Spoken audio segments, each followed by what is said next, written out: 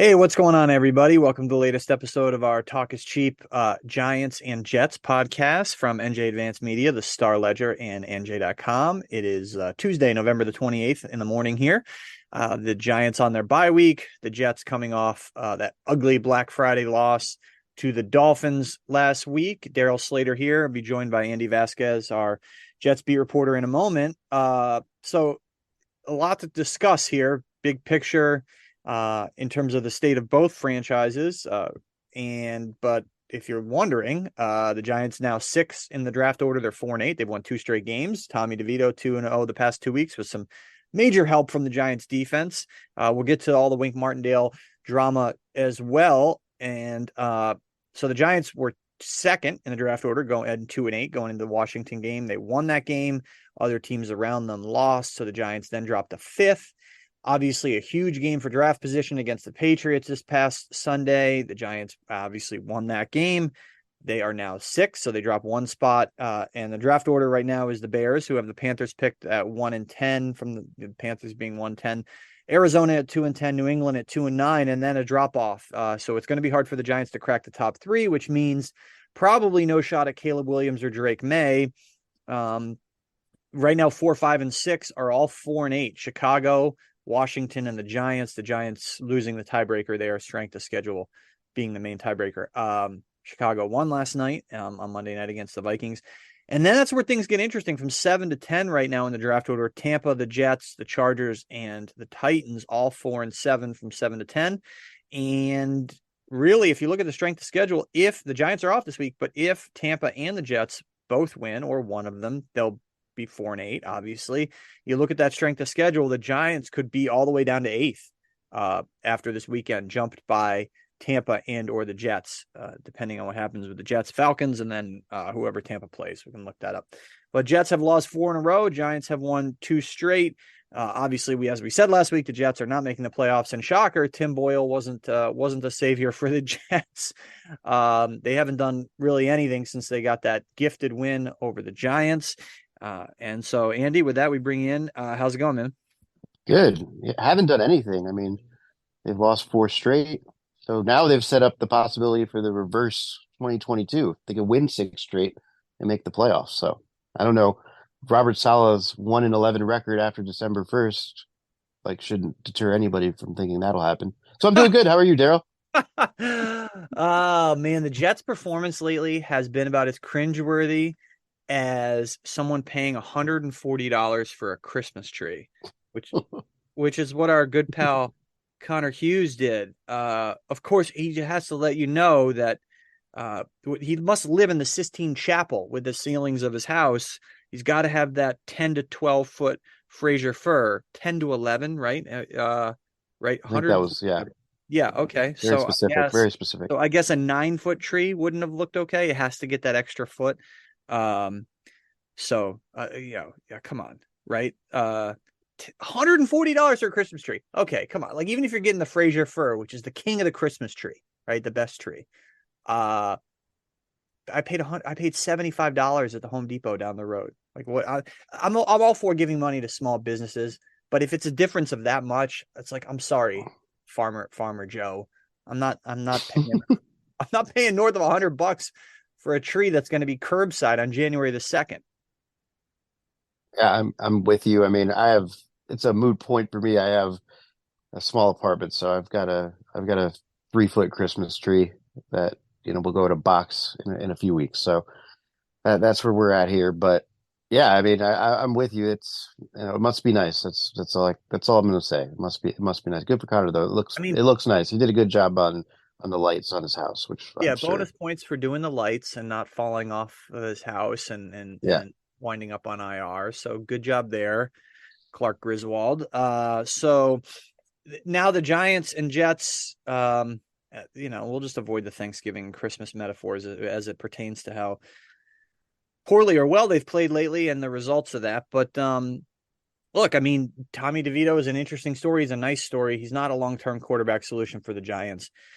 The fact that they won on Saturday was, look, is it ultimately bad for their future? I don't know. I mean, we don't know. Caleb Williams and Drake May could both be busts. The Giants could wind up at number 6. They could pick Bo Nix and he could be a Hall of Famer. We don't know. We don't know. But the bottom line is you just have fewer options when you're down lower in the draft. And they really have no shot now at a top 3 pick. I suppose anything could happen, but that's where they find themselves right now as they prepare, as they hit the bye week, and then they will have the December 11th Monday night game. As of right now, against the Packers, it looks like I don't think that'll get flexed. The Giants play the Packers Monday night, December 11th. The day prior would be Jets and Texans. And today, on Tuesday, as we're talking now, would have to be that decision. I know a lot of you guys, obviously, that depends on your schedule and plans, but I think as of right now, it looks like things will stay as is because the Jets have struggled.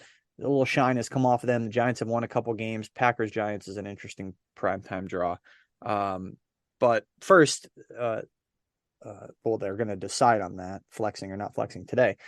And then the Jets will play what would you think would be a winnable game against the 5-6 Falcons. But look, I mean, like newsflash, Tim Boyle is terrible. Okay, wow, what a stunner, like Yeah. what do you make of where things stand with the Jets right now and their putrid offense and whatever maybe ramifications could come from where they're at in terms of a Rodgers return and then potential staff changes? Just break it all down for us. Yeah, well, there's a lot going on. I mean, bottom line, the Jets didn't have a viable backup quarterback on the roster and essentially gave up on their season after Aaron Rodgers got hurt. I mean, that's just what it is because of the decisions they made.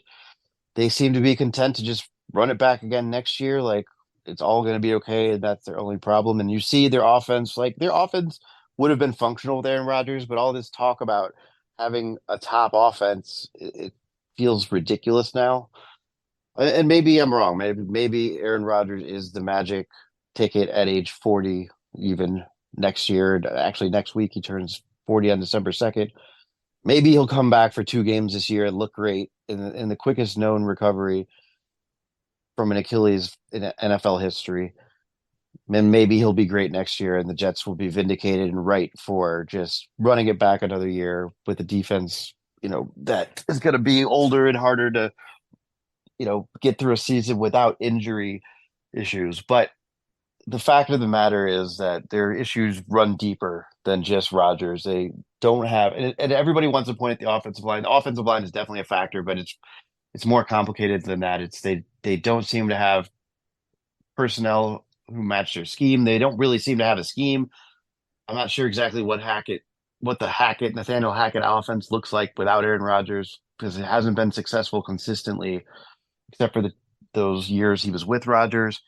So again, maybe that's the simple answer is that Hackett and Rodgers together with Rodgers basically doing what he wants in the line of scrimmage is functional and what works. But the fact is the Jets have been outscored 109-27 since the Giants game. Wow. In those four games, and it's just bad. And obviously the offense gave up 7 of those points at the end of the first half.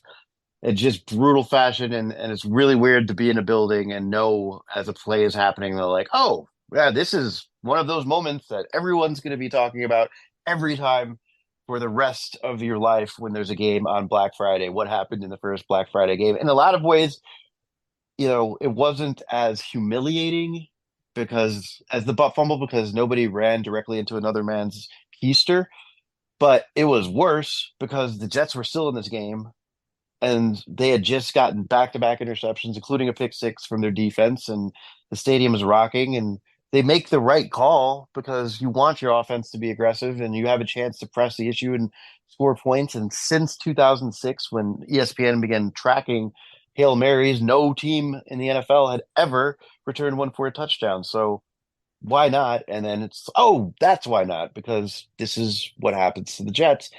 And I mean, that's a simplistic way of saying it. Like it happens to a team that clearly wasn't prepared to run that play or hadn't thought through what happens on that play if the ball is thrown short of the end zone and it's intercepted. And we saw what happens. Javon Holland runs through the entire offense at that point, or defense, whatever you want to call the Jets offense at that point. The longest, I think he ran about 130 yards on the ground, which was the longest anyone has run on a single play in the NFL this season for next gen stats. And there you have it. It's a crazy touchdown that I really think will be replayed at the on the end of the season, highlight reels, low light reels, whatever you want to call it, and will be remembered fondly or not so fondly by Jets fans forever. So but it's perfectly apt and perfectly descriptive of what this team is and what this team stands for right now. They're not prepared, and you can see it through everything they do. It's a laughing And stock yeah, moment. Yeah. it's just not good enough. And the idea that you know it's just every excuse known to man, and they try not to. I guess they tried not to actually say the excuses, but it's clear like they believe that if they didn't have the offensive line injuries and if they had Rodgers, they would be completely fine. And I disagree, and we'll all find out together, I guess. But yeah, I don't think it's when you have Garrett Wilson and you have Brees Hall. I don't think the fact that they don't. I don't think they've had a touchdown drive of longer than one play that started in opposing territory since early October. So that's not acceptable. Something is broken, and it's not as simple as plugging Aaron Rodgers back in. And the question for job security, as I wrap this up, is how bad does it get over the next 6 weeks? Do the players actually mutiny? Because short of that, I think the Jets are content to, go into next year with as management with the same guys because these are the guys that brought in Rodgers and they're going to hitch their wagon to Rodgers and ride it out. So I think it's definitely an interesting situation. It's probably not a good situation, and it has the potential to get real interesting in the coming weeks because of the possibility that if the guys in the locker room have done a good job of hiding it, but I think they're getting fed up, and we'll see what the breaking point is. And if you weren't watching the game on Friday, if you were out paying $140 for a Christmas tree or putting up your lights, and it was a beautiful Friday in New Jersey. I got a lot of stuff done here. Paying a reasonable price for a tree, putting lights up, all that good stuff, doing yard work on Friday. So I did not watch a second of the Jet game. Later on, I went and saw the Hail Mary pick six, of course, the video on Twitter. But if you were watching it, if you weren't watching it live, you missed an amazing moment of what happened for those who were watching it live, right? So on Amazon or whatever, and you're watching it just to feel it. So what happened? So that ended the half, right? So then what happened after that? Well, the end of the half with that play, the Dolphins kicked the extra point. First, they cut to a sideline interview, which amazingly is Robert Saleh having to do, halftime interviews. I feel like even at national games are pretty rare going to halftime where they talk to the coach. But Amazon, obviously, it was part of their deal. So it's Saleh, which had to be like, oh my God. And then they go to a commercial, and it's a Saleh commercial of him, like a ridiculous commercial of like him looking over the play card, like side to side, and then like brushing his teeth. I think it was Colgate or something. It was just like you have to almost feel for the guy. It's so ridiculous. The timing was so ridiculous. Amazing. And for that to happen, that whole sequence of events, it just makes it even more like you can't write this, you can't make this stuff up, and that yet it happens to the Jets all the time. Like just this season alone, when you get the pick six, the pick six, and then Rodgers on the fourth play of the season, and there's other things I'm forgetting.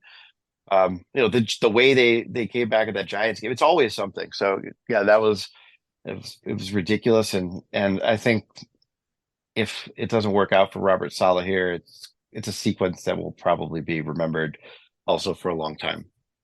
I mean, the man has a delightful set of chiclets. I mean, they're nice and shiny. So I'll give him credit for that. He may be a terrible head coach, but what a wonderful smile he has. So look, the Salah's Jets lost 34-13 to the Dolphins. A week before, 32-6 to the Bills.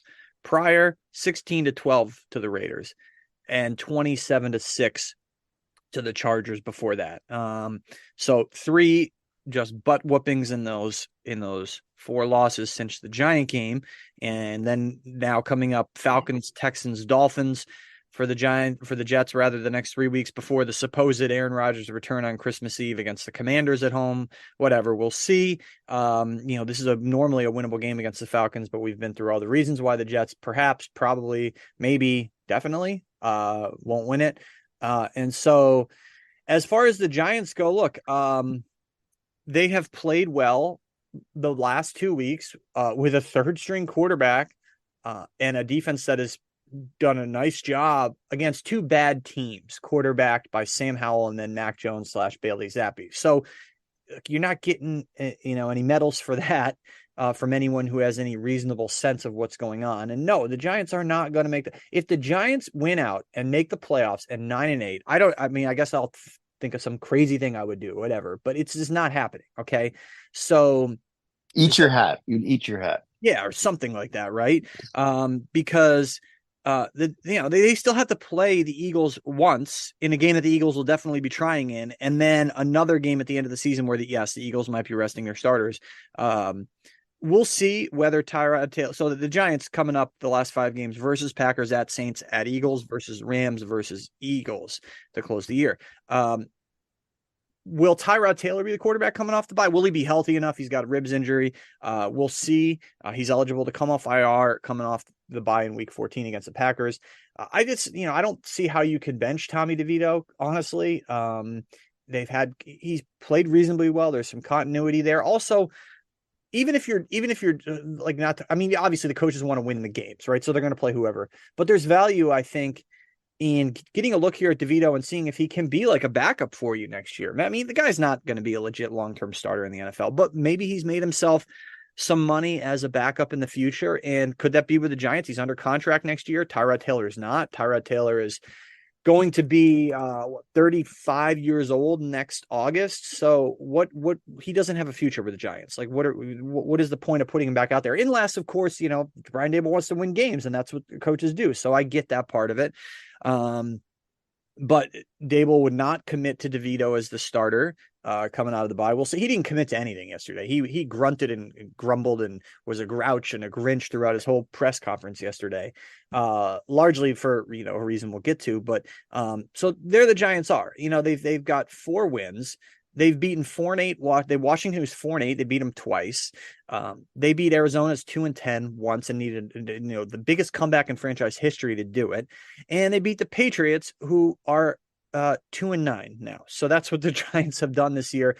They're still a bad team. They get a Packer team coming up at home, who is sorry, I should be having this Packer record at hand here. The Packers, of course, 5-6. As everyone knows, been paying super close attention to the Packers this year. But they're trying to find their way with Jordan Love. But as you look at the Giants here, yeah, they're falling in the draft. Is that ultimately something that's going to cripple them? Maybe not. Joe Shane comes out yesterday in his bye week press conference, says, Daniel Jones is a starter when he's healthy coming off the torn ACL. Of course he's going to say that. Jones is on the team next year. They can't get out of the contract until after next year.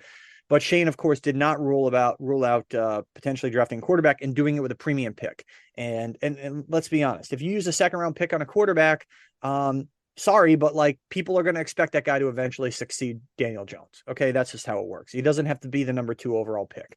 But that's sort of how things are going to go, even if Jones is the starter in week 1 next year. But that obviously a long way away. We'll see if the Giants wind up regretting that win. And we're talking, over the Patriots, we're talking about not the players and coaches in the Giants currently, right? These guys, they don't tank, right? The players and coaches don't tank, like obviously.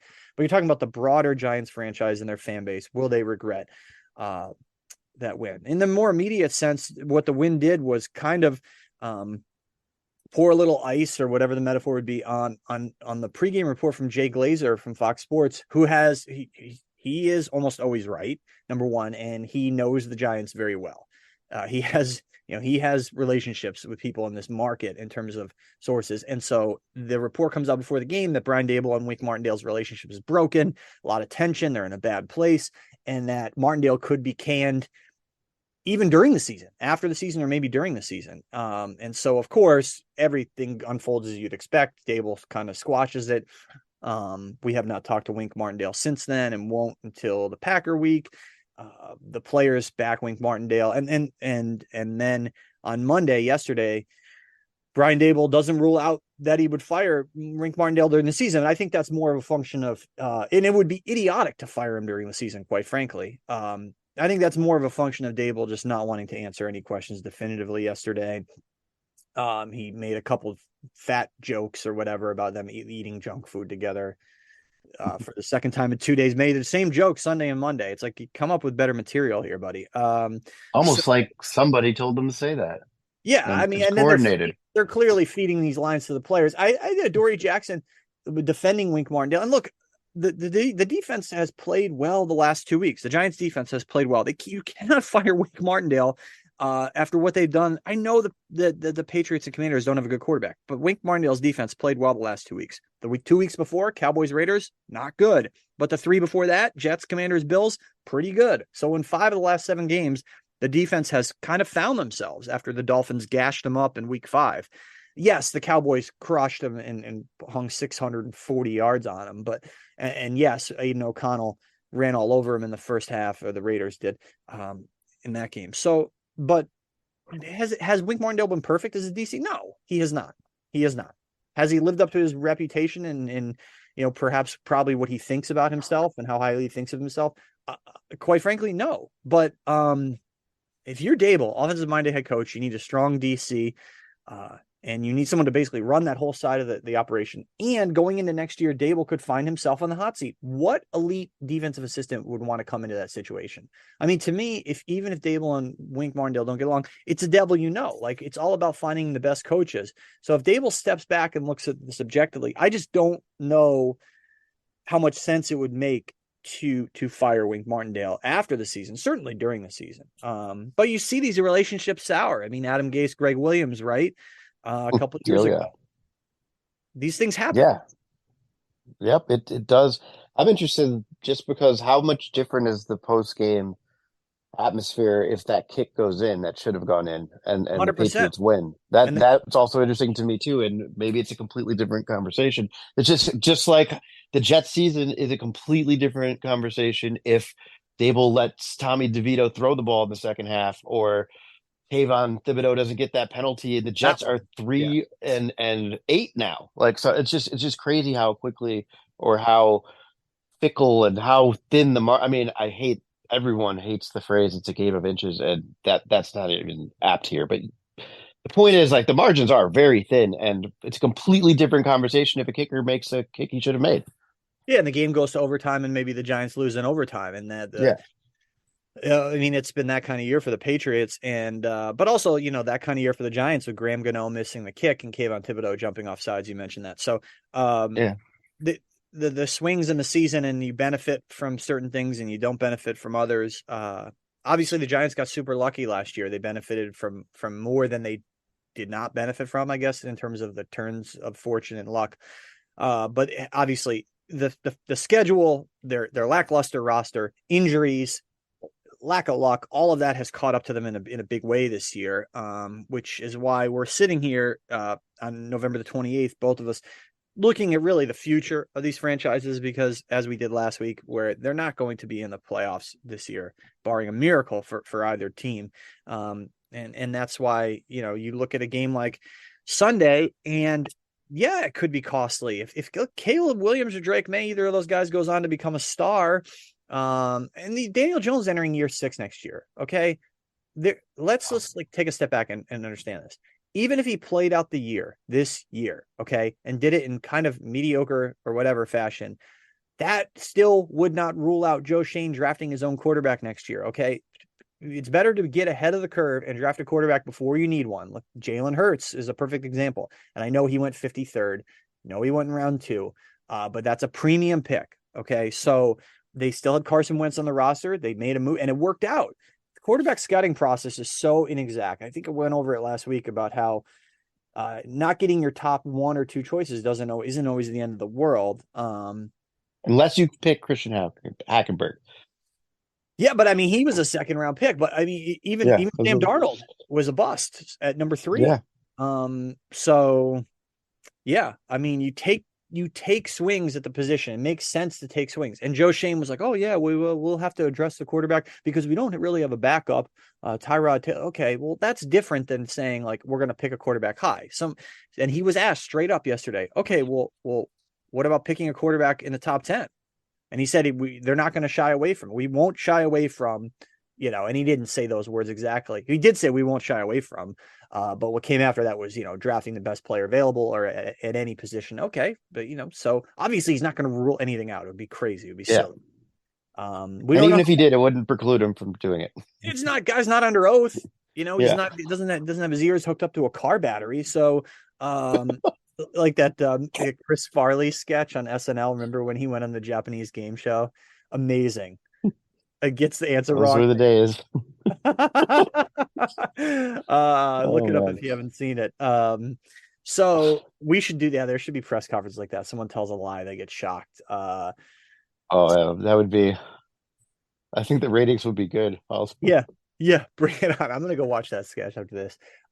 So yeah, that's sort of where they're at. I just obviously they have a lot of needs. Their offensive line is stinks, and then Joe Shane yesterday wanting to pin. I get it. He's pinning a lot of the offensive line struggles on attrition, but excuse me, Joe, you drafted the number 7 overall pick last year, right tackle, a guy named Evan Neal. He's been terrible. Okay, like I know he's been injured this season. He's missed 5 games with an ankle injury. We'll see when if and when he comes back, but when he's played, he's been absolutely atrocious. So that's a problem. Um, they drafted Joe Shane drafted Josh Azudu last year in the 3rd round, has not produced, also has been injured, but that's part of it. So these two lines, obviously, both for both teams, as we said last week, a lot of work to do, right?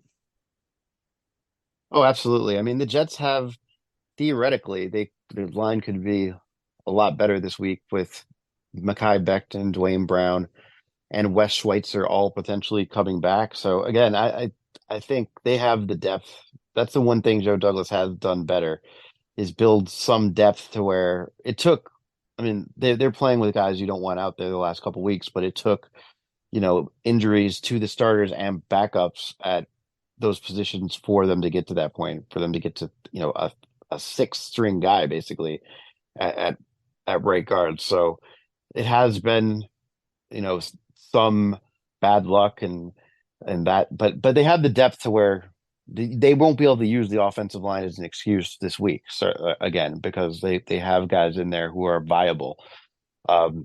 And the question is for the future because it's hard to see Mekhi Becton back here next year, and that means, like we talked about, you got to add at least a tackle and maybe an interior guy with Vera Tucker and Joe Tipman and Laken Tomlinson in the final year of his contract, kind of as your foundation on the interior. So they've certainly got questions there, and Carter Warren has had some okay performances. His first 2 performances, I mean, he improved in terms of a pass blocking grade, but it's still down there in the low 50s according to PFF in his first start on Sunday or on Friday. And after getting into the game on the Sunday previous in Buffalo when Becton left in the first quarter. So I mean, they like him, and maybe he can develop into something. I think Max Mitchell, uh, his days, it hasn't gone well this year, and maybe they'll move him inside.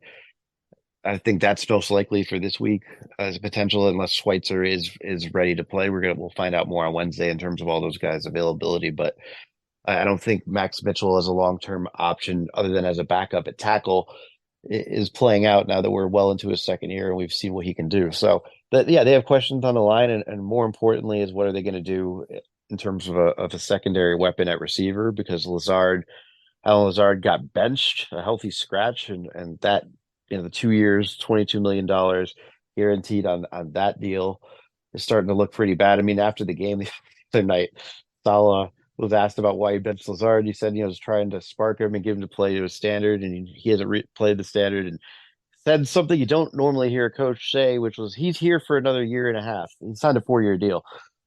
Coaches don't usually openly acknowledge the amount of guaranteed money left on a deal, and it basically said, I don't think it meant to come off this way, but it did come off this way. Which like we gotta deal with him we're stuck with him for another year and a half because that's how bad he's been, and it's hard to believe that both Salah and I give Salah a lot of crap about his record in December and some of the decisions he's made and some of the things he says, but Joe Douglas's record is just as bad, actually potentially worse. It's getting to the level where it's almost McCagnon-esque, and that's saying something.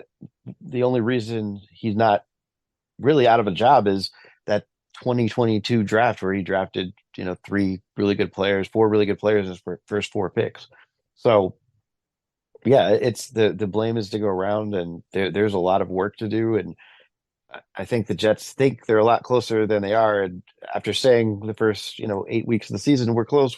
We have seen the last four, they weren't close. And another great moment in the locker room the other day was after weeks of the offense saying they're close and not scoring touchdowns. Tyler Conklin was asked by someone if he felt the offense was close, and he looked them dead in the eye and said, "Is that a trick question?"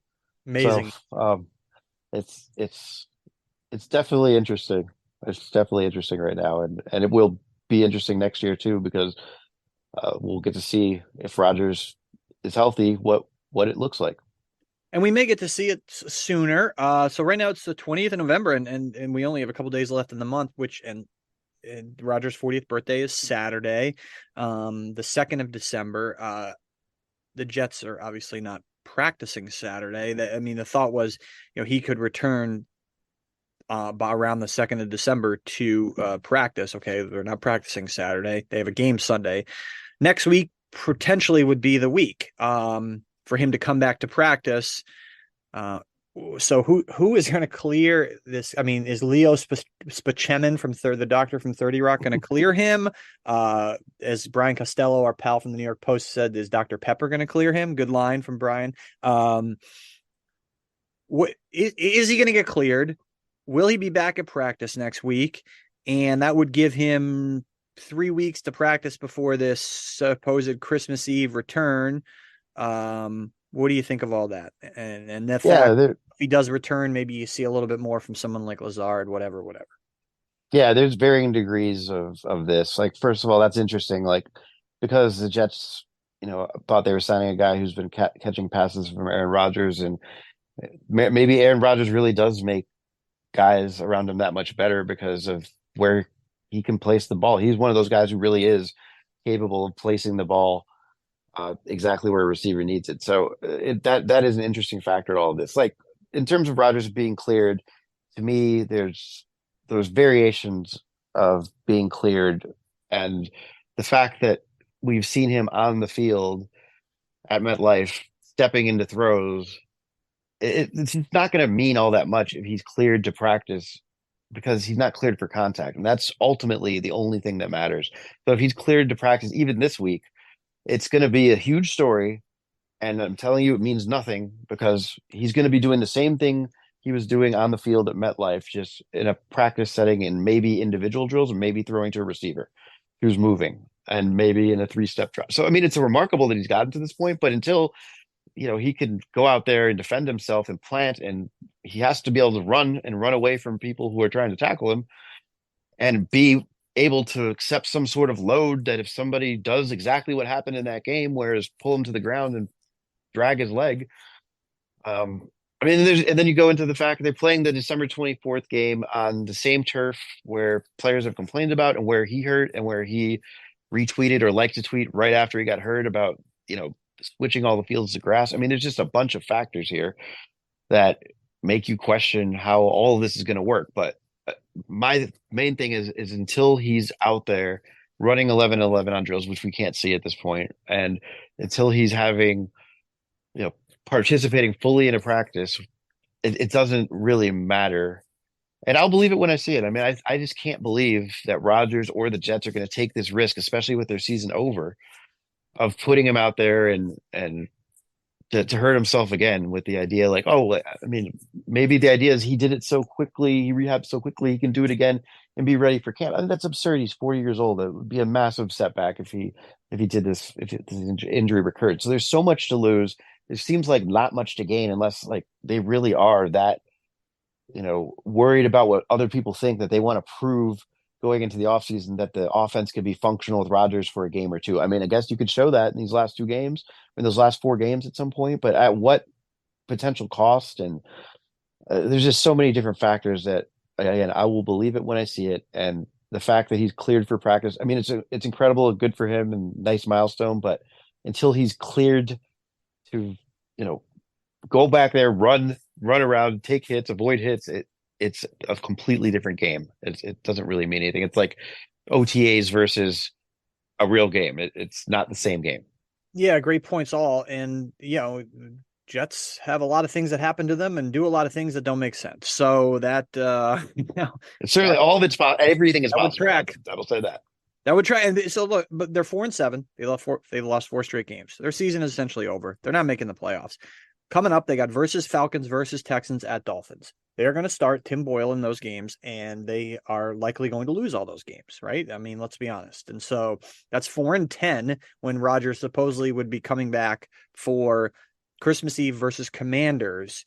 And then what? At Browns, at Patriots, on a 4-10 season with 3 games left. I just whatever. Okay, fine. More power to him if he does. To put a little lipstick on the Nathaniel Hackett pig, I guess. But so the, more immediate, we'll see, right? So you think there's a Yeah. chance the Jets practice tomorrow, the 29th of November. You think Yeah. he could be out there practicing? I think they could list him as a limited participant and he could participate in individual drills. Like, how is that much different than what we've seen him do at MetLife before Exactly. games or in Vegas? So I don't like everybody's going to make it. And we might find out today because Rogers does what he wants and he's going on Yeah. McAfee and he could Propaganda say show. that. Yeah. Yeah. So he could just say it. And then all of a sudden it's going to be this huge story and it means nothing. I'm not even trying to rain on the guy's parade. It just isn't meaningful. It's not really that newsworthy, and I'll write a story about it. But and I'll say that, but that's just what it is. And I mean, I guess there's a chance he could plant wrong and hurt himself doing that, but it's relatively low risk, and I'm sure it's in line with what he's doing. And it's not too. Again, it is remarkable the progress that he's made, and like we're still like 2 weeks short of 3 months from when he tore it. And for him to be out there moving like this, for him to be moving the way he was it's all that's cool and impressive. No doubt. But But would they put him behind this line? We talked so much about this all line that, yeah, and their issues. That's another consideration. yeah, we've seen how for all of the bad things that Zach Wilson put on display, he wasn't getting sacked consistently at the rate that Tim Boyle is getting sacked. It's because Zach can move and Tim can't, and Aaron Rodgers can't, especially now, won't be able to move anywhere like the way Zach Wilson can move. So he's gonna get sacked a ton. And again, when there's a scenario where he could be a lot closer to what he was in terms of movement in the pocket in next September compared to what he's going to be in December, if his rehab has progressed this quickly this far, like there's no reason to think that Aaron Rodgers can't be back to what he was health wise before the injury in next September. But I think anybody, even Rodgers, would acknowledge that he wouldn't be back at where he was in September in December on December 24th. So that's kind of my point is like why not just get him back to where he was rather than put this, less I'm sure significantly less mobile version. And maybe I'm wrong. Maybe he is, but he said he wouldn't be 100% like in terms of movement if he were able to get back that fast. So Yeah, and you could understand him that's coming part of back it. So if the playoffs were a consideration, yeah, but they're not. And they're not going to be yeah, a 4-10 like right now. Okay, yes, they are technically still in the playoff race at 4-7. Once they get to 9 losses, it's over. Okay, and they could even be at 10 losses before he comes back. And quite yeah. frankly, even at 8 losses, they could be out of it. But certainly at 9 or 10 losses, they are out of it. And but I mean, let's be honest, they're out of it now. But in the more immediate, right? So we started at the top with some draft stuff. Just kind of looking at the schedule here for this week in terms of how the area around the Giants and Jets could play out in terms of draft position. I know Jet fans aren't totally there yet. I know there's some delusional Giant fans who wants to, even people who are in the realm of not being fans and who follow the team, if who are on board with this playoff pipe dream. The Giants are 6 at 4-8, and I don't. The Tampa's not losing this week because they play Carolina, and Carolina just fired Frank Reich, and Carolina's awful. So Tampa's at 7; they're not losing this week. The Jets are at 8. Let's say they lose to the Vikings. That puts the Jets at 4-8 with a weaker strength of schedule. So you could be looking at Jets 6, Giants 7 coming out of this weekend. And then below that, Tampa-ish, or maybe Tampa will fall even further, but the Chargers and the Titans are 4-7. But the strength of schedule is such that even if 4-8 for Chargers Titans, it doesn't look like they would pass the Giants. But the Jets could, with a loss, go from 8-6, presuming Tampa wins, with Giants going 6-7, if that makes sense. So there you go. So the Giants will have fallen from second to seventh over a 3-week span in which they went 2-0. So if you're thinking quarterback, it's certainly the Caleb Williams, Drake May train has left the station probably. And now it's probably, Bo Nix, Jaden Daniels, Michael Penix. We'll see. So, but we'll close it out with so only one game this week to pick. No giant game. How do you see Falcons Jets unfolding in that scintillating matchup? Yeah, I see. I don't see the Jets scoring a lot of points, which is not exactly going on a limb. Um, it's with the Falcons getting Bijan rolling last week, I think there's a reason they're favorites, even though they've lost 4 of their last 6. So I like the Falcons 20-7. I'll give the Jets 11. I think the Jets, maybe mix in a couple field goals there and a missed extra point. So something like that. How many you got? 20-0 for the Falcons or 22? Okay, let me. How many points? I don't know why you caught me off guard. I know this is coming at the end of every episode. I just haven't thought about my pick this week. Let's just reset that real quick. No one's gonna. Yeah, I think 20 to, I don't like 11. I think 20-12. 20-12 as a final. So an offensive explosion for the Jets. The Falcons are 13th in PFF's defensive rating, so they have a okay enough defense. But as you mentioned, they've been struggling lately overall in terms of hitting the skids a bit. I'll say Falcons 17, Jets 3. There you go. That's fair. That's fair. All right, we'll wrap it up there. Everyone, appreciate you listening. Hope everybody have a nice Thanksgiving. Hope everybody got their lights up without falling off their roof and didn't get ripped off on a Christmas tree.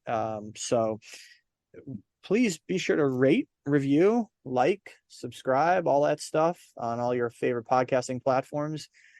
And you can find us at NJ.com/Giants, NJ.com/Jets. Appreciate everybody listening as always. And we will be back with you next week with the Giants coming off the bye and the Jets coming off what probably will be another loss. And we'll see how ugly it is. And we'll see if there's anything more completely wild, like a Hail Mary touchdown or any funny commercials that follow it. So, all right. Thanks, everybody. We will talk to you soon.